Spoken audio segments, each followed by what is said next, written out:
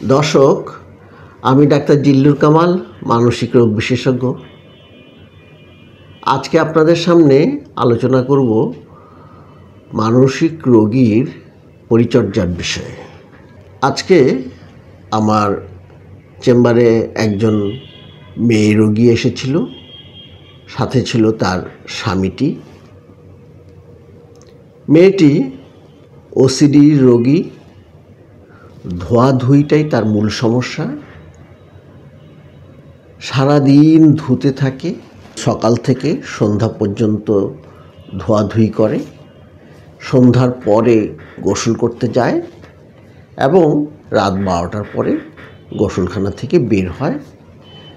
গোসল করতে তার 700 লিটার পানি লাগে প্রতিদিন। তার পায়ের অবস্থা গ্যাদগ্যাদে ঘা, সেখানে ফাঙ্গাস হয়ে গেছে।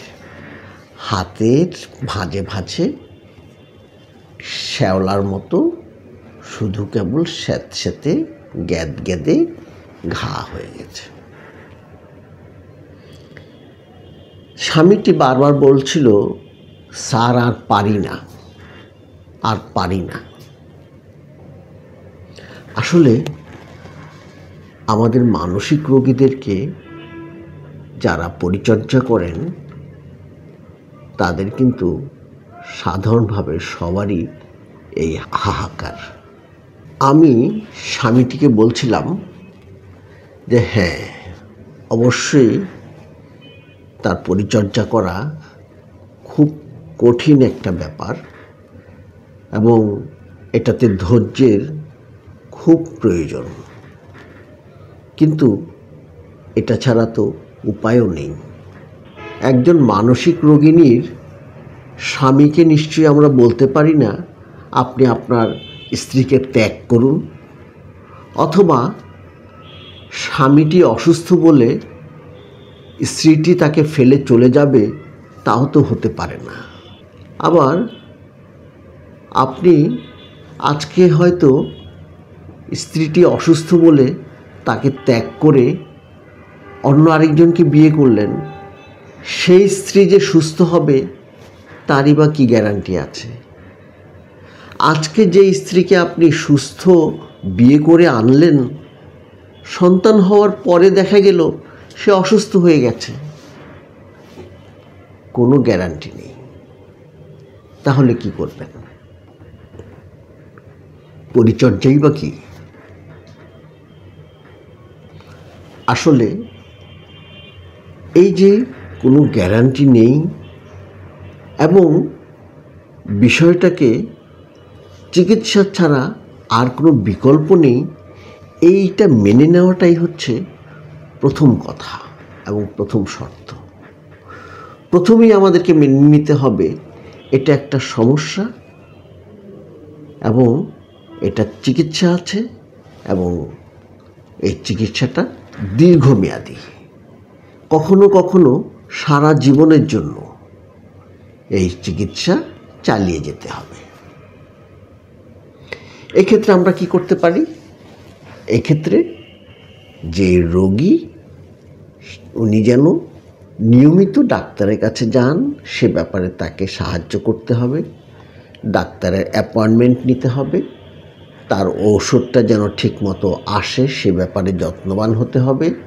তিনি যেন ওষুধটা নিয়মিত খান সে ব্যাপারে সতর্ক লক্ষ্য রাখতে হবে এবং কোনোভাবে যদি ওষুধ মিস হয় সাথে সাথে তাকে সতর্ক করে দিতে হবে, কোনোভাবেই তোমার ঔষধ মিস হওয়া চলবে না। ওষুধের নানান ধরনের পার্শ্ব প্রতিক্রিয়া হবে, সেই সব পার্শ্ব প্রতিক্রিয়া তুমি ডাক্তারের সাথে আলাপ করে ঠিক করে নেবে।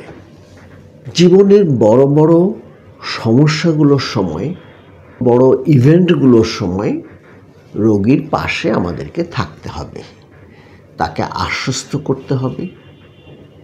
ধরুন রোগিণীর মেয়ের বিয়ে হচ্ছে, এটা আনন্দের বিষয়, কিন্তু তারপরও এই সময় রোগিণীর পাশে আমাদেরকে থাকতে হবে। কারণ এই যে মেয়ে চলে যাচ্ছে শ্বশুরবাড়ি, এটা রোগিণীর জন্য একটা ট্রমা হতে পারে।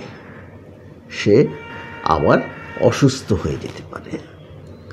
সুতরাং একজন মানসিক রোগীকে আপনি অনেকটা শিশুর মতো লালন পালন করতে হবে।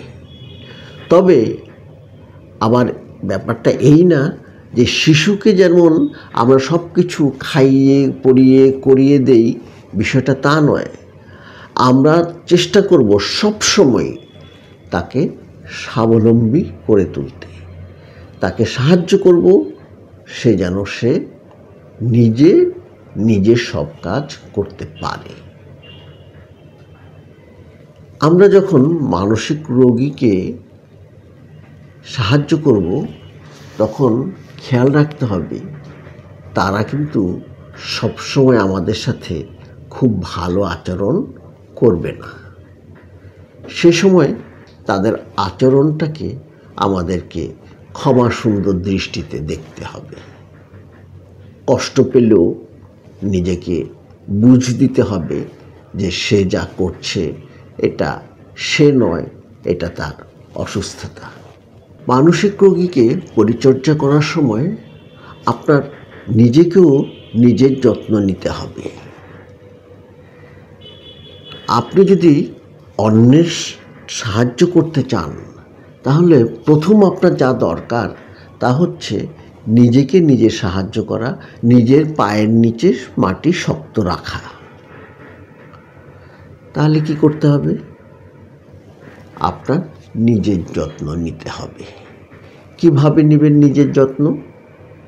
প্রথমত নিজের খাওয়া যেন নিয়মিত হয়, পরিমিত হয়, স্বাভাবিক খাবার হয়, সেটা খেয়াল রাখুন। পরিমিত, নিয়মিত, নির্দিষ্ট সময়ে ঘুমানোর অভ্যাস করুন। হতাশাগ্রস্ত অথবা নিরাশ হয়ে মাদকদ্রব্য গ্রহণ করবেন না। নিজেকে ফিট রাখার জন্য যথারীতি ব্যায়াম করবেন। নিজের কোনো শারীরিক সমস্যা থাকলে সেটার জন্য অবশ্যই ডাক্তারের পরামর্শ নেবেন।